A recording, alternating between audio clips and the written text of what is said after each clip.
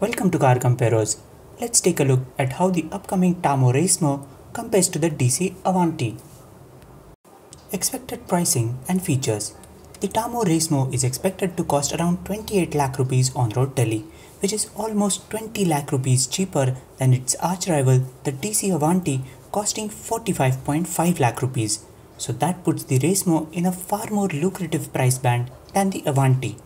Racemo's sub 4 meter length and sub 1200cc petrol power plant helps it tuck in nicely inside the small car excise duty slab. But we think DC still has a trick up its sleeve and will respond with a massive price cut just prior to the Racemo's launch to steal the thunder away from Tamo. The Racemo will be offered with an AMT gearbox by default, while the Avanti is currently available only with a manual transmission, with an AMT version being in the making since a very long time. The Avanti misses out on airbags, which is a crucial safety feature, especially in a sports car. Even cars that cost a tenth of its price are available at least with a driver's airbag. The Racemo is expected to be kitted out with not just airbags and ABS, but also traction control as standard. Performance and drivability. Tata Motors has boldly claimed a 0 to 100 timing of 6 seconds, which means the Racemo will have to be genuinely lightweight, strictly under a ton, given that it is powered by a tiny 3-cylinder 1.2-litre powertrain. To put things into perspective, consider the case of the Polo GTI. It is powered by a 1.8 TSI engine, putting out 192 horses and 320 Newton meters of torque, which propels a curb weight of 1272 kg, and it still cannot do a sub 6 second sprint to 100 kph. Even the Avanti takes a disappointing 7.8 seconds to accelerate from 0 to 100 kph. Its 1430 kg curb weight overburdening its gutsy 250 horsepower Renault Source power plant. Handling and ride quality. The first question on every viewer's mind is how well will these Indian sports cars be able to handle our pothole-riddled roads.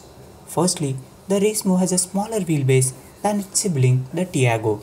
It has identical ground clearance of 165 mm as the Tiago. It is bound to have stiffer springs than the Tiago and has much bigger wheels than the Tiago as well. Now, since the Tiago itself has more than sufficient ground clearance to handle most of the challenges that our roads throw at it, the Racemo is bound to fare just as well, save for the harder ride quality befitting of a sports car. Even the Avanti has 170 mm of ground clearance and 2700 mm of wheelbase, which is exactly identical to a Honda Civic, which Indian customers seem to be managing fairly well over our roads. In fact, the Avanti has much stiffer suspension setup and immensely bigger wheels, which actually makes it far less susceptible to scraping the underbody than a Civic. Over the last few years, Tata Motors has improved their dynamic abilities by leaps and bounds. We have high hopes for Tamo that they will rustle the feathers of a few biggies with the Racemo's handling capabilities. Even the Avanti outperformed the expectations of us front-engined front-wheel drive habituated journos with its cornering manners. The inherent advantages resulting from a mid-engine layout, low center of gravity, and ginormous tires simply following the laws of physics to generate immense mechanical grip. Space and comfort. Both cars are strict two-seaters with their mid-engine layout, leaving space for nothing more than a duffel bag in their frunk. The Racemo has kept things quite Spartan but cleaner than the Avanti. Both cars have heavily bolstered and hard-foamed racing seats. Cubbyholes and cup holders are also conspicuous by their absence in both cars. Reliability and after-sales service. Overall, the Racemo is less of a risk in terms of reliability and service support compared to the Avanti. Tata cars may not have a great track record for durability in the mainstream market, but they definitely have big resources, testing facilities, and wherewithal compared to DC. However, don't expect it to be even as reliable as other Tata cars, since vehicles with limited production runs have never turned out to be as reliable as the mass-produced specimens from the same brand ever. Tamo is expected to have its own sales and service network, which will severely limit the Racemo's service availability to metros. DC, of course, operates only a handful of service facilities in the country. Fuel efficiency. Since the Racemo has a hatchback-sized engine and equally light curb weight, expected to achieve an impressive fuel economy of around 12 kpl in real-world conditions. The Avanti, on the other hand, will cover just over 8 kilometers on a liter of fuel. Resale and cost of ownership. Sports cars are some of the steepest depreciating assets in the market.